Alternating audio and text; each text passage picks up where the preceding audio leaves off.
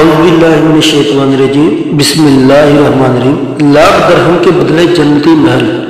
حضرت سیدنا جعفر بن سلیمان علیہ رحمہ فرماتے ہیں، ایک مرتبہ میں حضرت سیدنا مالک بن دینار علیہ رحمہ کے ساتھ جا رہا تھا۔ ایک جگہ ایک عظیم الشان محل کی تعمیر جاری تھی۔ ایک حسین و جمیل نوجوان مزدوروں معموروں کو تعمیر سے متعلق حکم دے رہا تھا۔ حضرت سیدنا مالک بن دینار علیہ رحمہ نے مجھ سے فرمایا، اے جعفر علیہ رحمہ، دیکھو تو صحیح یہ نوجوان اس محل کی تعمیر میں کتنی دلچسپی لے رہا ہے۔ میں اپنے پروردگار عز و جل سے دعا کروں گا کہ وہ اسے دنیاوی محبت سے چھٹکارا عطا فرمائے۔ مجھے امید ہے کہ میرا مولا عز و جل اس نوجوان کو جنتی نوجوانوں کی صف میں شامل فرمائے گا۔ آؤ ہم اسے نیکی کی دعوت دیتے ہیں۔ ہم نوجوان کے پاس آئے اور سلام کیا۔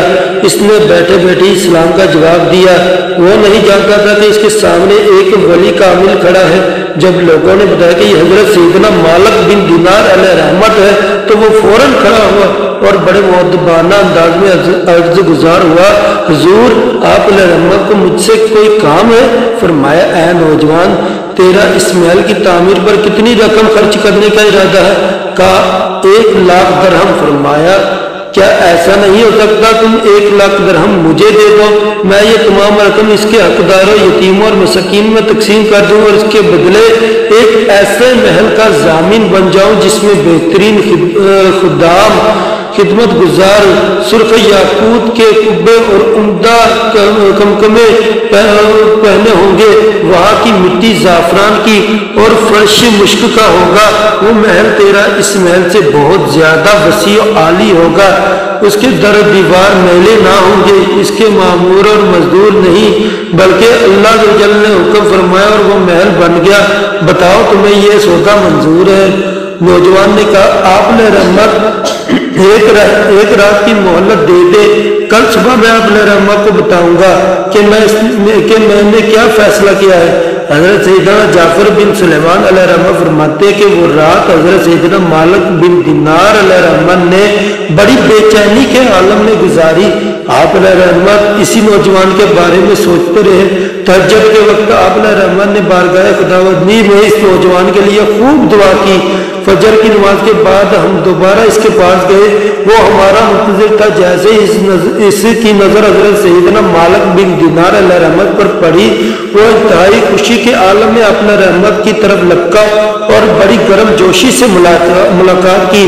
آپ علیہ رحمت نے فرمایا، اے نوجوان، تو نے کیا فیصلہ کیا ہے؟ اس نے 1,00,000 درہم آپ علیہ رحمت کی خدمت میں پیش کرتے ہوئے کہا، مجھے جنتی محل کا سودا منظور ہے، آپ مجھے ضمانت نامہ لکھ دیجئے۔ آپ علیہ رحمت نے قلم دوات منگوا کر ایک کاغذ پر یہ الفاظ لکھے، بسم اللہ الرحمن الرحیم۔ یہ ضمانت نامہ اس بات کا ہے کہ مالک بن دینار نے فلاں بن فلاں سے یہ قرار کیا کہ بے شک میں اس بات کا ضامن ہوں کہ اللہ عز و جل تجھے اس محل کے بدلے ایک ایسا محل عطا فرمائے گا جو اس سے بدرجہ بہتر ہوگا۔ اس کی یہ صفات ہوگی، میں نے اللہ عز و جل تبارک و تعالیٰ سے تیرے لیے اس مال کے ذریعے جنت میں ایک ایسا محل خریدا ہے جو عرش کے قریب ہے۔ پھر آپ علیہ رحمت نے وہ کاغذ نوجوان کو دیا اور شام سے پہلے تمام مال غریب اور فقراء و مساکین میں تقسیم فرما دیا۔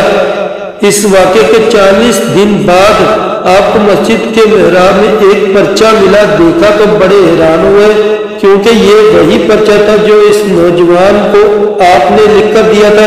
اس کی دوسری طرف بغیر روشنائی کے یہ الفاظ لکھے ہوئے تھے، یہ برات نامہ خدائے بزرگ برتر جانب سے مالک بن دینار کے لیے ہے۔ بے شک ہم نے اس نوجوان کو وہ تمام چیزیں دے دی جن کا مالک بن دینار نے اس سے اقرار کیا تھا، بلکہ ہم نے اس سے بھی 70 گنا زیادہ دیا ہے۔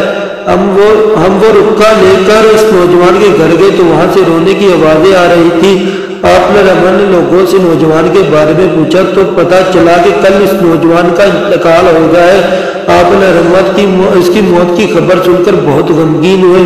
پھر غسال کو بلا کر پوچھا، کیا تو نے اس نوجوان کو غسل دیا؟ کہا ہاں۔ فرمایا، نوجوان کی موت کا پورا واقعہ بیان کرو۔ کہا مرنے سے پہلے اس نوجوان نے مجھ سے کہا تھا کہ جب میں مر جاؤں اور غسل کے بعد مجھے کفن دینے لگو تو یہ پرچہ میرے بدن اور کفن کے درمیان رکھ دینا، میں کل بروز قیامت اللہ عز و جل سے وہ چیز طلب کروں گا جس کی ضمانت حضرت سیدنا مالک بن دینار علیہ الرحمن نے مجھے دی تھی، میں نے حسب وصیت پرچہ اس کے کفن میں رکھ دیا۔